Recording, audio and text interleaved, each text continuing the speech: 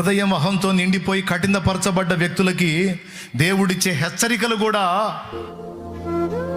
తప్పుగానే కనపడతాయి, నొప్పి పుట్టిస్తాయి.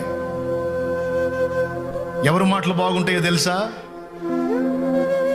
ఇప్పుడు తండ్రికి తెలుసుద్ది ఏ బిడ్డ ఎట్లాంటోడో, ఏం చేస్తే వాడికి ఆ గతి పట్టిందో. రే నువ్వు సరి చేసుకో, నువ్వు బాగుపడతావు తండ్రి చెబుతాడు. వీడి మాటలు నచ్చవు, తండ్రి మాటలు నచ్చవు కొడుక్కి. ఇంకొకడు ఉంటాడు, వాడు గడ్డి తినే చేష్టాలన్నీ చేస్తున్నా ఎరగనోడు ఒకడు ఉంటాడు.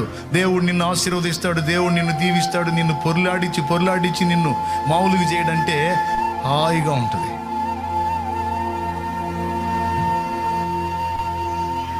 ఎట్లా పొర్లాడించి దీవిస్తాడయా? నువ్వు 7 రంధ్రాలు అక్కడే పెట్టుకున్నావు, నీ బతుకులు అష్టవంకర్లన్నీ అంతే పెట్టుకొని జీవిస్తున్నావు.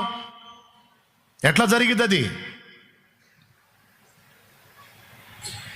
నీ హృదయంలో అహం విరగలేదు, నీలో